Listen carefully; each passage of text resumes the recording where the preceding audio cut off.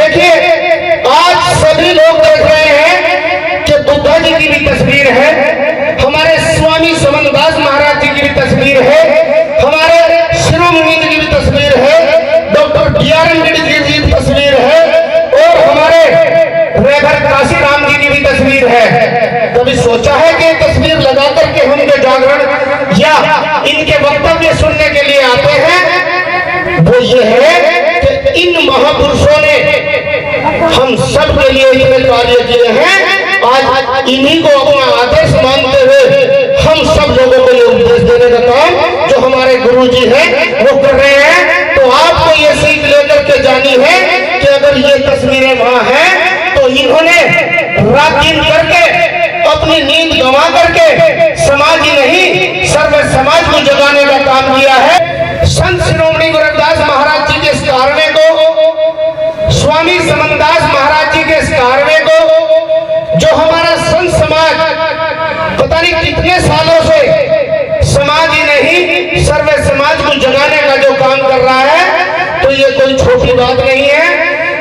इसलिए हमें अपने संतों और महापुरुषों के बताए हुए मार्ग पर चलना है।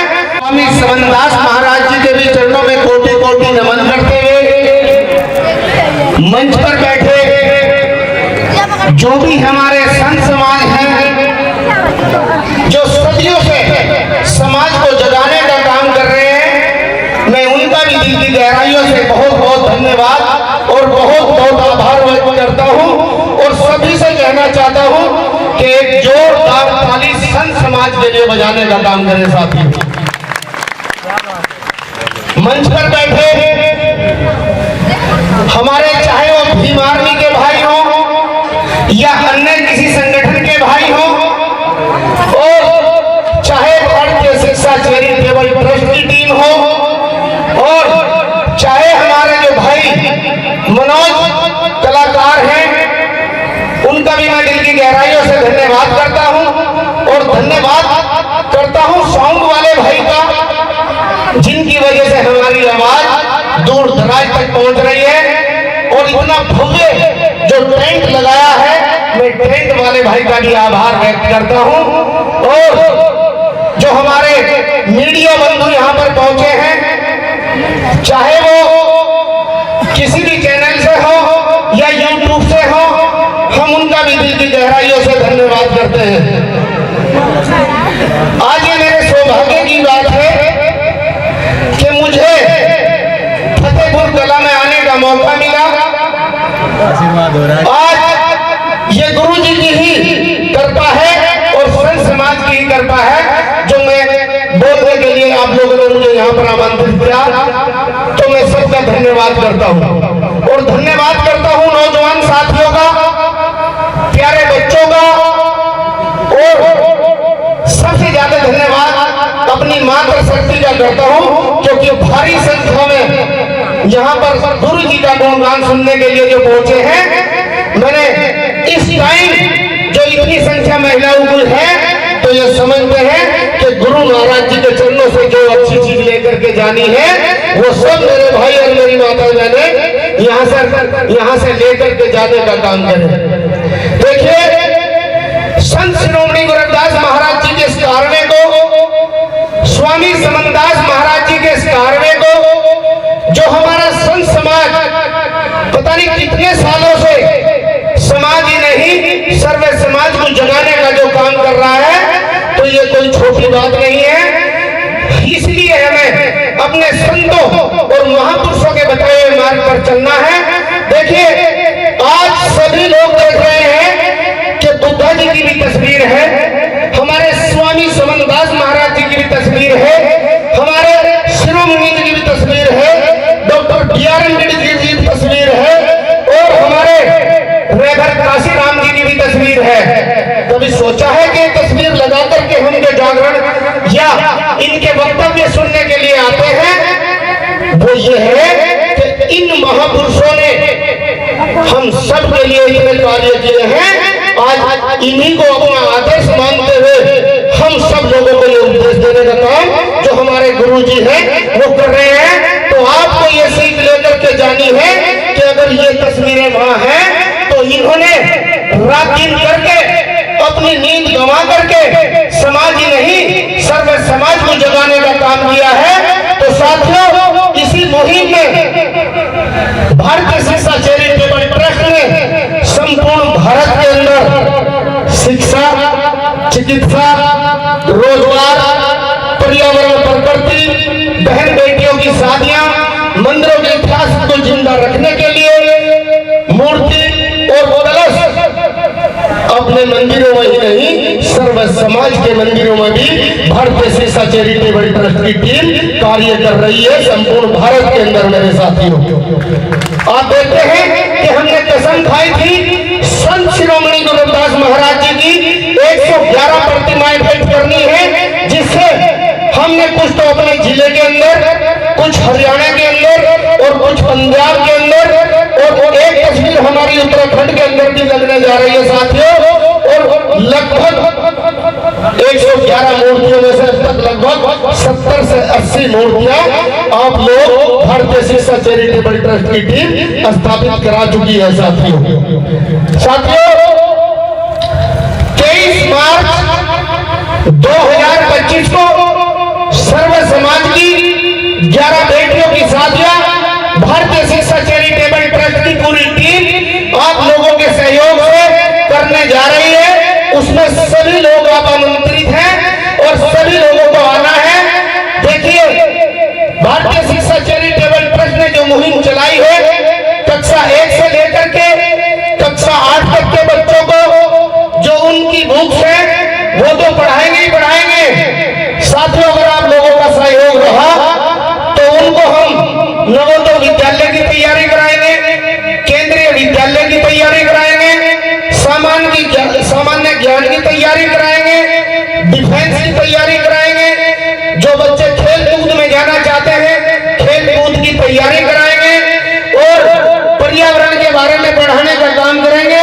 साथियों, ना तो स्कूल में और ना किसी ट्यूशन में कोई नहीं पढ़ा रहा, तो साथियों संविधान के बारे में भी पढ़ाने का काम करेंगे। ये हमारे जो हमारे उद्देश्य हैं, और हम इस जिले के अंदर ही नहीं, आपके उत्तराखंड में भी पाठशालाएं चल रही हैं और जो हमारी बहन बेटियां उसमें पढ़ाने का काम कर रही हैं, उनको भारतीय शिक्षा चैरिटेबल ट्रस्ट की ओर से 1500 रुपए मान देने का काम हो रहा है। और जो बच्चे उसको पढ़ने के लिए आएंगे वहां पर, ये सभी कोर्स, क्योंकि ना तो कोई फ्री पढ़ना चाहता और ना ही कोई पढ़ाना चाहता, फ्री की कोई वैल्यू नहीं होती साथियों। और इन सारे कोर्स के मात्र 100 रुपए व्यवस्था शुल्क उन बच्चों से लिया जाएगा। क्यों? क्योंकि अगर कोई भी बच्चा हमारा खेल कूद में आगे बढ़ गया या नवोदय विद्यालय की तैयारी करके आगे बढ़ गया और जो भी अच्छी पढ़ाई करके इस टीम को मजबूत करके डॉक्टर बन गया, इंजीनियर बन गए, IPS बन गए, तो आप देखना साथियों ये समाज कहां से कहां पहुंच सकता है। और वो जो केवल देन है वो शिक्षा की देन है। अगर शिक्षा हमारे पास नहीं होगी साथियों तो हम आगे नहीं बढ़ सकते। इसीलिए मैं सबसे प्रार्थना करना चाहता हूं, अगर भारतीय शिक्षा चैरिटेबल ट्रस्ट के साथ आप लोग हैं, शिक्षा, चिकित्सा, रोजगार, पर्यावरण, प्रकृति, बहन बेटियों की शादियां, अगर इस मुहिम में आप लोग हमारे साथ हैं तो दोनों हाथ खड़े करके बोलिए साथियों, क्या सभी लोग साथ हैं? क्या सभी लोग साथ हैं? देखिए, बाबा साहब भी कक्षा 1 से निकल करके ही ना तो उन्होंने डंडा उठाया, ना उन्होंने झंडा उठाया, उठाई तो केवल कलम उठाई और कलम की ताकत से इस देश को संविधान देने का काम किया है साथियों। अगर डॉक्टर B.R. अम्बेडकर जी आप लोगों के लिए इतने कार्य ना करते साथियों तो शायद हम अच्छे अच्छे कपड़े और अच्छी अच्छी गाड़ियां और अच्छे अच्छे घरों में ना बैठ पाते साथियों। जैसे हमारे स्वामी समनदास महाराज जी ने पता नहीं कितने लोगों को मांस मदिरा छुपाने का काम किया है साथियों और शिक्षा की तरफ भी ले जाने का काम किया है। ऐसे ही हमारे संत शिरोमणि गुरु रविदास महाराज जी ने कहा था कि हम ऐसा बेगमपुरा राज बसाना चाहते हैं जहां पर हर कोई सर्व संपन्न हो, उसके पास साधन हो, उसका खान पीन अच्छा हो और साथियों उसके हर जरूरत का सामान उसको पूरा हो और उसको एक समान अधिकार मिलने का काम हो। इसी तरह से हमारे बाबा साहब ने अपने संविधान के अंदर समाज ही नहीं सर्व समाज को समान अधिकार देने का काम किया है और किसी को भी उन्होंने अछूता नहीं छोड़ा। वृक्ष से लेकर के आदमी से लेकर के वृक्ष तक उन्होंने उस तरीके की धाराएं बनाई। साथियों आप देख सकते हैं, अगर पेड़ काटा जाएगा उसकी अलग धारा है, टहनी काटी जाएगी उसकी अलग धारा है। तो साथियों हमारे पास ऐसे ऐसे महापुरुष हैं तो हमें इधर उधर जाने की और भटकने की कोई आवश्यकता नहीं है। जैसे हमारे से पहले वक्ताओं ने कहा है, शिरोमणि भी आपके पास है और जिन्होंने देश को संविधान दिया वो भी आपके पास है। हमारे स्वामी शरणदास महाराज जी भी आपके साथ हैं और हमारे जो पिताजी हैं जिन्होंने आपको दीपो भव का नारा दिया है कि अपने आप को सुधारो, सब कुछ सुधर जाएगा। साथियों अच्छा शायद मेरा समय हो गया। देखिए केवल 2 मिनट और दूंगा आप लोगों को। हमारे बीच में चाहे मैं हूं या कोई भी वक्ता हो, जो वक्ता आपके बीच में आकर के शिक्षा की बात करेंगे, रोजगार की बात करेंगे, चिकित्सा की बात करेंगे, तो साथियों ये मान लेना कि वो लोगों को आप लोगों को आगे बढ़ाना चाहते हैं। साथियों हम बात करते हैं देश पर राज करने की, क्या पॉलिसी हमारे पास है देश पर राज करने की? हम लोग शिक्षित भी नहीं है, हमारे पास रोजगार भी नहीं है, हमारी खुद की फैक्ट्रियां नहीं है, हमारे खुद के शोरूम नहीं है, हमारी खुद की सुनार की दुकानें नहीं है, हमारी खुद की कपड़े की दुकानें नहीं है, हमारी खुद की इतनी जमीनें नहीं है। तो वो कब होंगी हमारे पास? जब हम शिक्षित होंगे और हमारे पास रोजगार होंगे। साथियों हमारे देश में लगभग 17 से 18% मुसलमान हैं और आंकड़ा निकाल करके देख लीजिए, कारीगरी लाइन 50 से 57% है। वो लोग कारीगर की तरफ ज्यादा ध्यान देते हैं। हमारे भाई साहब ने भी कहा है कि अगर हमारे पास खुद का रोजगार होगा तभी हम किसी की मदद कर पाएंगे। साथियों ये मदद मैं नहीं कर रहा हूँ, ये गुरु महाराज जी की देन है। अगर मैं भी कोई 10-12 हजार रुपए की नौकरी करता या 15-20 हजार की तो शायद मैं भी समाज की मदद ना करता। मैं एक बिजनेसमैन हूँ, इसीलिए समाज की मदद कर रहा हूँ और मैं चाहता हूँ कि डॉक्टर B.R. अम्बेडकर जी ने कहा है कि अगर तुम सक्षम हो तो अपने एक आदमी की मदद जरूर करना। और वो मदद कब करोगे? जब तुम्हारे खुद के रोजगार होंगे। देख लेना साथियों, जिसके खुद के रोजगार हैं वो समाज ही नहीं सर्व समाज की भी मदद करने का काम करता है।